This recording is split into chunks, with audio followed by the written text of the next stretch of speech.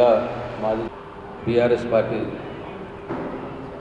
జిల్లా సీనియర్ నాయకులు సత్యప్రకాష్ గారు, సుధీర్ ఠాకూర్ గారు, ప్రవీణ్ రెడ్డి గారు గత సంవత్సరంన్నర కాలం నుంచి రైతుల్ని దగా చేస్తూ వస్తున్నది, రైతుల్ని మోసం చేస్తూ వస్తున్నది. ఓట్లు ఉన్నప్పుడు మాత్రమే రైతులకు పథకాలు ఇస్తూ, ఓట్లు లేనప్పుడు రైతులకు ఇచ్చే పథకాలన్నింటినీ కూడా ఎగ్గొడతా ఉన్నది, రైతుల్ని దగా చేస్తూ ఉన్నదని చెప్పి బీఆర్ఎస్ పార్టీ భావిస్తూ ఉన్నది.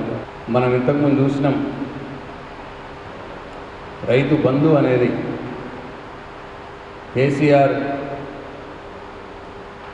ఈ ప్రపంచంలో డైరెక్ట్గా రైతులకు నగదు బదిలీ పథకం అనేది లేదు. కానీ కేసీఆర్ గారు మొట్టమొదటిసారిగా రైతులకు పెట్టుబడి సాయంగా రైతు బంధు పథకాన్ని, రైతులకు నాట్లు వేసేటప్పుడు ప్రతి పంటకు రైతు బంధు ఇచ్చేవారు.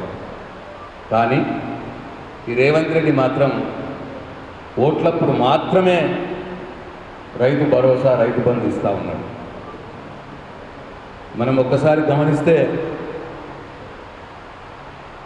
ఈ రేవంత్ రెడ్డి కాంగ్రెస్ ప్రభుత్వం వచ్చినాక 4 పంటలు వచ్చినాయి, 4 సీజన్లు వచ్చినాయి. మొదటి పంట అప్పుడేమో ఎంపీ ఎన్నికలు ఉండేవి. ఎంపీ ఎన్నికలు ఉన్నాయి కాబట్టి మొదటి సీజన్కు రైతు బంధు ఇచ్చాడు, పాతదే. వీళ్ళ ఎన్నికల మేనిఫెస్టోలో 15,000 సంవత్సరానికి రైతు భరోసా ఇస్తామన్న వాళ్ళు మొదటి పంటలో ఎంపీ ఎన్నికలు ఉన్నాయి కాబట్టి, అది కేసీఆర్ గారు ఆల్రెడీ ఆ డబ్బులు ఉంచినవి ఉన్నాయి కాబట్టి వాటిని పాత రైతు బంధే ఇచ్చినాడు. ఏంటి, ఎంపీ ఎన్నికలు ఉన్నాయి కాబట్టి, కేసీఆర్ ఉంచినటువంటి డబ్బులు ఉన్నాయి కాబట్టి మొదటిసారి పంటకి ఇచ్చినాడు. రెండవసారి పంటకి అప్పుడు ఏ ఎన్నికలు లేవు, రైతు భరోసా ఎగ్గొట్టాడు. ఎన్నికలు లేవు కాబట్టి ఇయ్యలే రైతు బంధు. రెండవసారి, మూడవసారి కూడా ఎన్నికలు లేవు. అందుకే ఏదో తూతూ మంత్రంగా 3 ఎకరాల లోపు మట్టుకు ఇచ్చినట్టు చేసి మిగతా వాళ్ళందరికీ మళ్ళీ ఎగ్గొట్టాడు. మూడోసారి కూడా ఎన్నికలు లేవు కాబట్టి. ఇప్పుడు 4వసారి వచ్చింది. ఈ 4వసారి ఇప్పుడు లోకల్ బాడీ ఎలక్షన్లు, పంచాయతీ, జడ్పీటీసీ, ఎంపీటీసీ ఎలక్షన్లు పెట్టబోతున్న సందర్భంగా ఎన్నికలు ఉన్నాయి కాబట్టి, ఎన్నికలు వస్తున్నాయి కాబట్టి ఇప్పుడు 4వసారి రైతు భరోసా ఇస్తూ ఉన్నాడు. ఇది కాంగ్రెస్ పార్టీ నైజం. ఇది కాంగ్రెస్ పార్టీ రైతుల్ని మోసం చేస్తున్నటువంటి తీరు అని చెప్పి నేను కోరుతాను. ఇప్పుడు ఒకవేళ పంచాయతీ ఎన్నికలు లేకపోతే, ఎంపీటీసీ, జడ్పీటీసీ ఎన్నికలు లేకపోతే ఈ రైతు బంధు కూడా వేసుకోడు కాదు. ఎందుకంటే ఇంతకుముందు 2 సార్లు ఎట్లయితే ఎగ్గొట్టిండో రైతు బంధుని, ఈ 3వసారి కూడా ఎగ్గొట్టాడు. పంచాయతీ ఎన్నికలు పోతున్నాం కదా, ఎంపీటీసీ, జడ్పీటీసీ ఎన్నికలకు పోతున్నాం కదా, ఏదో రైతుల్ని ఇట్లా ఈసారన్నా కానీ రైతు బంధు వేసి రైతుల్ని మోసం చేసి ఓట్లు తీసుకుందాము అన్న ఒక ఆలోచనతో మాత్రమే ఇవాళ ఈ రైతు బంధు రైతులకు వేసే కార్యక్రమం. వాళ్ళు మేనిఫెస్టోలో చెప్పింది, ఎన్నికలప్పుడు చెప్పింది, డిసెంబర్ 9 నేను రాగానే 2 లక్షల రుణమాఫీ చేస్తా, ఇంకా ఎవరైనా అప్పు కట్టిన వాళ్ళు ఉంటే మళ్ళీ వేలు తెచ్చుకొని వాళ్ళకు కూడా చేస్తా అన్న మాట చెప్పింది. మేము డిసెంబర్ 9 తర్వాత అసెంబ్లీలో అడిగితే 100 రోజులన్నా మాకు టైం ఇయ్యరా అన్నమాట మాట్లాడి. 100 రోజులు అయిపోయినాయి, రుణమాఫీ చేయలేదు. మళ్ళీ ఎంపీ ఎన్నికలు వచ్చినాయి. ఎంపీ ఎన్నికల్లో ఊరూర తిరిగిండు, ఏ ఊరుకు దేవుడి మీద ఆ దేవుడి మీద ఒట్టు పెట్టిండు ఈ రేవంత్ రెడ్డి. ఒట్టు పెట్టి ఇక 2-3 డేట్లు చెప్పిండు. 15 ఆగస్టు అన్నాడు, దసరా అన్నాడు, ఇట్లా 2-3 డేట్లు చెప్పి, ఎందుకంటే ఎంపీ ఎన్నికలు అయిపోయినాయి. ఈ అయిపోయిన తర్వాత డేట్లు ఎప్పుడు మొదలుపెట్టిండు. ఎంపీ ఎన్నికలు ఉన్నప్పుడేమో ఇక వేస్తున్నా, ఎన్నికలు కాగానే వేస్తా, 15 ఆగస్టుకి వేస్తా దేవుళ్ళ పేరు మీద ఒట్టు పెట్టాడు. ఎన్నికలు అయిపోయినాయి, 15 ఆగస్టు కూడా దాటిపోయింది, వెయ్యలే. తర్వాత ఇంకో డేట్ పెట్టిండు, వెయ్యలే. ఆఖరికి ఒక సగం మందికి చేసిండు, ఒక 6 నెలల టైం తీసుకొని. అంటే ఎంపీ ఎన్నికలు అప్పుడు ఉన్నాయి కాబట్టి రుణమాఫీకి మాట ఇచ్చి, ఎంపీ ఎన్నికలు అయిపోగానే 2-3 డేట్లు పెట్టి మోసం చేసి, మేము బీఆర్ఎస్ పార్టీగా వాళ్ళని నిలదీస్తే, ఎక్కడికక్కడ వాళ్ళని ప్రశ్నిస్తే ఆ ఒత్తిడికి తట్టుకోలేక ఒక సగం మందికి రుణమాఫీ చేసాడు. సగం మందికి 2 లక్షల రుణమాఫీ ఎగ్గొట్టాడు. ఇది అందరికీ తెలుసు. సగం మందికి ఎగ్గొట్టాడు 2 లక్షల రుణమాఫీ. ఎంపీ ఎన్నికలకు మాత్రం మాట ఇచ్చాడు. అట్లనే ఈ ముఖ్యమంత్రి రేవంత్ రెడ్డి ఒక 5 ఎకరాలు ఉన్న ఒక ఆవరేజ్ ఒక రైతుకు ఎంత బాకీ పడ్డాడంటే, 5 ఎకరాల రైతుని తీసుకుందాం. 5 ఎకరాలు ఉన్న రైతుకి ఈయన బాకీ పడ్డ డబ్బు రైతు బంధు మీద విషయంలో మొదటిసారి అప్పుడు వాళ్ళ ఎన్నికల మేనిఫెస్టోలో చెప్పినట్టు 7,500 ఇవ్వాలి ఎకరానికి. కానీ కేసీఆర్ ఇచ్చిన డబ్బులు 5,000 చొప్పునే ఉండే, 5,000 ఇచ్చింది. అంటే ఎకరానికి 2,500 చొప్పున బాకీ ఉన్నాడు రైతులు మొదటిసారి రైతు బంధుల. అంటే 5 ఎకరాలకు 2,500 ఇంటూ 5 ఎకరాలు చేస్తే 12,500 రూపాయలు. అట్లనే రెండోసారి రైతు బంధు ఎగ్గొట్టిండు, రైతు భరోసా. అంటే అది 7,500, 5 ఎకరాలకు లెక్క కడితే 37,500. ఇట్లా మూడోసారి రైతు భరోసా ఓన్లీ 3 ఎకరాల లోపలకి ఇచ్చిండు, 3 ఎకరాల పైన వాళ్ళందరికీ ఎగ్గొట్టిండు. అంటే 5 ఎకరాలు ఉన్న రైతుకు లెక్కేస్తే మూడోసారి 7,500 ఇంటూ 5 ఎకరాలు వేస్తే అదొక 37,500. అంటే కేవలం రైతు బంధు మీద, రైతు భరోసా మీద 5 ఎకరాలు ఉన్న రైతుకు 87,500 రూపాయలు బాకీ ఉన్నాడు ఈ రేవంత్ రెడ్డి ముఖ్యమంత్రి. 87,500 5 ఎకరాలు ఉన్న రైతుకు రైతు బంధు మీద బాకీ ఉన్నాడు. అట్లనే సగం మంది ఎవరైతే రుణమాఫీ కాని వాళ్ళు ఉన్నారో వాళ్ళకు 2 లక్షల రూపాయలు బాకీ ఉన్నాడు ఈ రేవంత్ రెడ్డి. అంటే 87,500 రైతు బంధు మీద 2 లక్షల రూపాయలు రుణమాఫీ. అంటే ఒక 5 ఎకరాలు ఉన్న ఒక సామాన్య రైతుకు 2,87,500 రూపాయలు బాకీ ఉన్నాడు ఈ రేవంత్ రెడ్డి ముఖ్యమంత్రి. ఇది గమనించాలని చెప్పి నేను తెలంగాణ సమాజానికి కోరుతాను. ఉన్నప్పుడు మేము ప్రభుత్వంలో ఉన్నప్పుడు జిలుగు 1,150 రూపాయలకు వస్తుండే. ఇవాళ ఈయన అధికారంలోకి రాగానే 1,150 రూపాయలకు దొరికేది. 2 లక్షల రుణమాఫీ ఎగ్గొట్టి మోసం చేసిండు. 87,500 రైతు బంధు మీద, 2 లక్షల రుణమాఫీ మీద 2,87,500 బాకీ ఉండి ఇవాళ మోసం చేస్తున్నాడు. జిలుగు 1,150 రూపాయలు ఉన్నది 2,140 రూపాయలు వేసి అట్లా పెంచి అట్లా మోసం చేస్తున్నాడు. అట్లనే మేము అధికారంలో ఉన్నప్పుడు రాయితీ మీద విత్తనాలు ఇచ్చేవాళ్ళం. మొక్కలకు కానీ ఇట్లా వివిధ పంటలకు రాయితీ మీద విత్తనాలు ఇచ్చేవాళ్ళం. ఇప్పుడు ఏ విత్తనాలు కూడా ఇస్తలేరు రాయితీ మీద. అట్లా రైతులను మోసం చేసిండు. అట్లనే ఇంకోటి,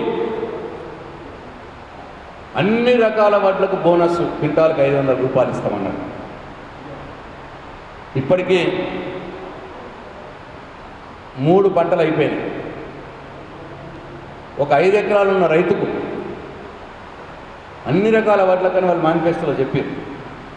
ఒక 5 ఎకరాలు ఉన్న రైతుకు 25 క్వింటాలు లెక్కేసుకున్నా, లేదు 20 క్వింటాలు లెక్కేసుకున్నా, 100 క్వింటాలు, 100 క్వింటాలకు 500 రూపాయలు లెక్కేస్తే 50,000 రూపాయలు ఇవాళ ఒక్క సీజన్, అంటే 3 సీజన్లకైతే 1,50,000 రూపాయలు బోనస్ మీద ఎగ్గొట్టిండు ఇవాళ. 2,87,000 రూపాయలు ఇంతకుముందు లెక్క చెప్పిన, అంటే 87,500 రైతు బంధు, 2 లక్షల రూపాయలు రుణమాఫీ, 1,50,000 రూపాయల వడ్ల బోనస్ మీద. అంటే ఇవాళ మొత్తంగా దాదాపు 4,37,500 రూపాయలు ఒక 5 ఎకరాలు ఉన్న రైతుకు ఈ ముఖ్యమంత్రి రేవంత్ రెడ్డి బాకీ ఉన్నాడు, మోసం చేసిండు. మొన్నటికి మొన్న కూడా అన్ని రకాల వడ్లు అన్నారు, మళ్ళీ ఇప్పుడు సన్న రకాలే అని మోసం చేసిండు, ఇంకో మాట మాట్లాడి. ఇవాళ సన్న రకాలకు కూడా ఇవాళ బోనస్ లేదు. 3 నెలలు అయింది, మార్చి 25 నుంచి పెట్టుకున్నారు. పోయినసారేమో మొత్తం సన్న రకాలు రైస్ మిల్లర్లకు అమ్ముకున్న తర్వాత కాంటలు పెట్టిండు. ఒక 15-20% మందే కాంటలకు ఇచ్చారు, గవర్నమెంట్ కాంటలకు. ఎందుకంటే వీళ్ళు కాంటలు పెట్టకపోతే కంపల్సరీ వాళ్ళకు దిక్కులేక రైతులు ప్రైవేట్ వాళ్ళకి అమ్ముకున్నారు కాంటలు లేట్ చేసి. పోయిన సీజన్, ఈ సీజన్లో మార్చి 25 నుంచి వడ్లు కొనుగోలు చురు చేసిర్రు. ఇవాళ ఒక్కళ్ళకు కూడా వడ్లకు బోనస్ లేదు, సన్న వడ్లకు లేదు, దొడ్డు వడ్లకు లేదు. ఇట్లా ఒక 5 ఎకరాలున్న సామాన్య రైతుకు రేవంత్ రెడ్డి ప్రభుత్వం అటు రైతు బంధు ఎగ్గొట్టి రుణమాఫీ అయ్యాక బోనస్ ఇయ్యక దాదాపు 4,37,500 రూపాయలు బాకీ ఉన్నాడు అని చెప్పి నేను ఇవాళ బీఆర్ఎస్ పార్టీ పక్షాన రేవంత్ రెడ్డిని డిమాండ్ చేస్తూ ఉన్నా. మా ప్రభుత్వంలో ఉన్నప్పుడు అన్సీజన్లోనే యూరియాని తిప్పించుకొని స్టాక్ చేసి రైతులకు మరి ఫ్రీగా యూరియా ఇచ్చేవాళ్ళం. అంటే ఎప్పుడంటే అప్పుడు కొనుక్కునే విధంగా ఎంతంటే అంత యూరియాను రైతులకు ఇచ్చేవాళ్ళం. కానీ ఇవాళ ఈ చేతగాని ప్రభుత్వం వల్ల, వీళ్ళకి ముందు చూపు లేకపోవడం వల్ల, ఇవాళ అవసరం ఉన్నంత మేర యూరియాను స్టాక్ చేసుకోకపోవడం వల్ల, బఫర్ స్టాక్స్ పెట్టుకోకపోవడం వల్ల ఇవాళ 50 సంచులు అవసరం ఉంటే యూరియా ఒక రైతుకు 5 సంచులు 10 సంచులు ఇస్తూ ఉన్నారు. 10 సంచులు అవసరం ఉన్న రైతుకు 2 సంచులు ఇస్తూ ఉన్నారు. ఇవాళ యూరియా విపరీతమైన కొరత ఉన్నది. ఇవాళ యూరియాని డిమాండ్ చేస్తూ ఉన్నాయి ప్రభుత్వాన్ని. వెంటనే యూరియాని తెప్పియండి, ఈ సీజన్లో రైతులకు ఇబ్బంది కలగకుండా యూరియా సరఫరా చేసే విధంగా మీరు చేయాలని చెప్పి నేను డిమాండ్ చేస్తూ ఉన్నాను. అట్లనే చివరగా నేను ఈ రేవంత్ రెడ్డి ప్రభుత్వాన్ని డిమాండ్ చేస్తూ ఉన్నా, మీరు ఏదైతే రైతు బంధు పేరు మీద ఎగ్గొట్టినటువంటి, అంటే 2 సార్లు ఎగ్గొట్టినారు ఇవాళ రైతు బంధు. మీరు ఇస్తానన్న 7,500 కాకుండా 5,000 ఇచ్చా, ఎగ్గొట్టిన 2,500 మొత్తంకే ఎగ్గొట్టిన 2 సార్లు. అట్లా మొత్తం కలిపి ఒక 5 ఎకరాలకు పడితే 87,500 రూపాయలు మీరు రైతు బంధు ఎగ్గొట్టినారు. ఆ ఎగ్గొట్టిన రైతు బంధును వెంటనే మీరు రైతులకు ఇవ్వాలి. Number 1 demand. నంబర్ 2 డిమాండ్, ఎవరికైతే 2 లక్షల రుణమాఫీ కాలేదో వాళ్ళకు 2 లక్షల రుణమాఫీ చెయ్యాలి మీరు ఇచ్చిన మాట ప్రకారం. ఇది మా 2వ డిమాండ్. 3వ డిమాండ్, ఏదైతే మీరు అన్ని రకాల వాటికి బోనస్ ఇస్తామన్నారో దాదాపు లెక్కేస్తే ఎకరానికి 30,000 రూపాయలు ఇవాళ బోనస్ మీద మీరు బాకీ ఉన్నారు. ఇవాళ ఒక్కొక్క రైతుకు 5 ఎకరాలు ఉన్న రైతుకు 1,50,000 రూపాయలు మీరు బోనస్ బాకీ ఉన్నారు. మీరు అన్ని రకాల వాటికి ఇస్తానన్నట్టుగా బోనస్ కూడా మీరు ఇవ్వాలని చెప్పి నా 3వ డిమాండ్. ఈ 3 ఎగ్గొట్టిన రైతు బంధు, రుణమాఫీ కాని వారికి 2 లక్షల రుణమాఫీ, తర్వాత అట్లాగే ఇస్తానన్నటువంటి బోనస్, వడ్లకు 500 రూపాయల బోనస్, ఇవన్నీ ఇచ్చిన తర్వాతనే, మొత్తం పాతవి కూడా అన్నీ ఇవ్వాలి. ఇవన్నీ ఇచ్చిన తర్వాతనే మీరు పంచాయతీ ఎన్నికలు కావచ్చు, ఎంపీటీసీ ఎన్నికలు, జడ్పీటీసీ ఎన్నికల్లో ఓట్లు అడగటానికి మీరు ప్రజల్లోకి రావాలి. లేకపోతే ప్రజలు మిమ్మల్ని తరిమి కొడతారు, మీకు ఓట్లు అడిగే నైతిక హక్కు లేదు అని చెప్పి నేను బీఆర్ఎస్ పార్టీ పక్షాన్ని మీకు స్పష్టం చేస్తూ నేను హెచ్చరిస్తూ సెలవు తీసుకుంటున్నాను. మాకు ఇంకా మెంబర్షిప్ కావాల్సి ఉన్నది. మెంబర్షిప్ అయిన తర్వాత కమిటీస్ అవుతాయి. కమిటీస్ అయిన తర్వాత అధిష్టానం ఎవరిని నిర్ణయిస్తే, అధిష్టానం ప్లస్ ఇక్కడ కమిటీ ఎవరిని నిర్ణయిస్తే వాళ్ళు జిల్లా అధ్యక్షుడు అవుతారు. అట్లా అధ్యక్షుడిని మారుస్తారో అన్న మాటనైతే లేదు. జిల్లాకు ఒక నాయకత్వం లేక పరిపాలన ఎటుపోతున్నదో అసలు అర్థమైతే లేదు. డెఫినెట్గా జిల్లాకు ఒక మంత్రి ఉండాలి. ఆయన సారథ్యంలో గవర్నమెంట్ కార్యక్రమాలు జరగాలి. పేద ప్రజలకు అందవలసిన కార్యక్రమాలన్నీ నిజమైన పేదలకు, అర్హులకు అందాలి. ఇవాళ మంత్రి లేకపోవడం మూలంగా క్యాపిటల్ లేని షిప్ లాగా ఇష్టం వచ్చినట్టు పోతూ ఉన్నది ఈ నౌక, ఈ ప్రభుత్వం. కాబట్టి చాలా అన్యాయం ఇది. నేను మొన్న కూడా చెప్పిన, కాంగ్రెస్ పార్టీ బీజేపీ 2 కలిసి పనిచేస్తూ ఉన్నాయి. నిజామాబాద్ ఉమ్మడి జిల్లాకు బీజేపీ ఎంపీ ఉన్నాడు, అందుకే ఇక్కడ మంత్రి ఇస్తలేడు. అట్లనే ఈటల రాజేందర్ గారు ఉన్నారు, మల్కాజ్గిరి రంగారెడ్డిలో విశ్వేశ్వర రెడ్డి గారు ఉన్నారు, వాళ్ళిద్దరు బీజేపీ, కిషన్ రెడ్డి గారు ఉన్నారు హైదరాబాద్, వాళ్ళు ముగ్గురు బీజేపీ ఎంపీలు. హైదరాబాద్ రంగారెడ్డి జిల్లాలకు మంత్రి పదవి లేదు. ఎక్కడైతే బీజేపీ ఎంపీలు ఉన్నారో అక్కడ ఈ కాంగ్రెస్ పార్టీ మంత్రి పదవులు ఇస్తలేదు. అంటే బీజేపీ ఎంపీలు ఉన్న దగ్గర బీజేపీ ఎంపీలతో ఇలా కాంగ్రెస్ పార్టీ నడిపిస్తూ ఉన్నారు. ఇది చాలా ఇంపార్టెంట్ విషయం, గమనించాలి. అట్లనే ఆదిలాబాద్లో కూడా ఇవాళ అక్కడ బీజేపీ ఎంపీ ఉన్నాడు, అక్కడ మంత్రి లేడు. నిన్న మొన్న అటు మంచిర్యాల దిక్కు ఆయనకి ఇచ్చిన తప్పిస్తే ఆదిలాబాదు, నిర్మలు ఈ ప్రాంతానికి ఒక మంత్రి లేడు. అంటే ఎక్కడైతే బీజేపీ ఎంపీలు ఉన్నారో అక్కడ కాంగ్రెస్ పార్టీ మంత్రులు ఉన్నారు, అక్కడ బీజేపీ ఎంపీలతో నడిపిస్తూ ఉన్నారు. ఈ రాష్ట్రంలో కాంగ్రెస్ బీజేపీ అంటే రేవంత్ రెడ్డి కాంగ్రెస్, ముఖ్యంగా నేను చెప్పదలుచుకున్నది, రేవంత్ రెడ్డి కాంగ్రెస్ బీజేపీ రెండు ఒకటే పనిచేస్తున్నాయి. దానికి కార్ఖానమే ఇవాళ నిజామాబాద్ ఉమ్మడి జిల్లాకు మంత్రి లేకపోవడం, రంగారెడ్డి హైదరాబాద్లో మంత్రి లేకపోవడం, ఆదిలాబాద్లో మంత్రి లేక. ఆయన ఫోన్ ట్యాపింగ్ విషయంలో ఆయన్నే ప్రభుత్వంలో ఉన్నట్టు, ఆయన్నే ఇన్వెస్టిగేషన్ ఆఫీసర్ అయినట్టు, వీళ్ళ ప్రమేయం ఉన్నది, వాళ్ళ ప్రమేయం ఉన్నది మాట్లాడటం ఇది దేనికి సంకేతం అంటే వీళ్ళ పార్టీ, కాంగ్రెస్ పార్టీ ఫిక్స్ చేసుకుంటున్నారు అన్నట్టుగా. మొదలే ఫోన్ ట్యాపింగ్లో వీళ్ళు ఉన్నారు అని చెప్పి ఫిక్స్ చేసి వాళ్ళని ఎట్లయినా ఇరికిచ్చి ఏదో ఒకటి పెట్టి కేసీఆర్ని ఇబ్బంది పెట్టాలి, రేవంత్ రెడ్డిని ప్రశ్నించే వాళ్ళని జైల్లో పంపాలి అన్నది మొదలు నుంచి కనిపిస్తూ ఉన్నది. ఆ రేవంత్ రెడ్డి గారి లైన్లోనే మహేష్ కుమార్ గౌడ్ గారు కూడా పోతూ ఉన్నారు. ఒక పార్టీ అధ్యక్షుడిగా ఒక ఇన్వెస్టిగేటింగ్ జరుగుతుంటే, ఒక విచారణ జరుగుతున్న కేసు మీద మొదలే ఆయన డిసిషన్ ఇచ్చే విధంగా ఎట్లా మాట్లాడతాడో మరి మహేష్ కుమార్ గౌడ్ గారు ఆలోచించుకోవాలి. ఆయన వాళ్ళు ఒక రాష్ట్ర పార్టీ అధ్యక్షుడు, ఆయన ముఖ్యమంత్రి కాదు. ఇన్వెస్టిగేషన్ జరుగుతున్నటువంటి కేసులో మొదలే ఆయన ముద్దాయి అని చెప్పడం అనేది చాలా దుర్మార్గం. ఇది మంచి పద్ధతి కాదు. కాంగ్రెస్ పార్టీ వాళ్ళు మొదలే అన్నీ ఫిక్స్ చేసుకొని, ఎవరెవరిని దేని ఇరికాల్లో ఫిక్స్ చేసుకొని దానికి తగ్గట్టుగానే కేసులు నడిపిస్తూ ఒక మొత్తం నాటకం రచించుకొని ఇవాళ ముందుకు పోతా ఉన్నారు. ప్రజలు గమనిస్తూ ఉన్నారు. ఇట్లా విద్వేషపూరితమైనటువంటి ఈ రాజకీయాలు చేసి ప్రతిపక్ష నాయకుల్ని జైళ్ళల్లో పెట్టే రాజకీయాలు ఇవి ఏకకాలం కొనసాగవు. తెలంగాణ ప్రజలు గమనిస్తూ ఉన్నారు.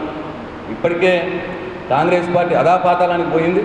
ఇంకా ఇటువంటి చర్యలు చేస్తే వాళ్ళని ప్రశ్నించే నాయకుల్ని జైళ్ళల్లో పెట్టి ఒక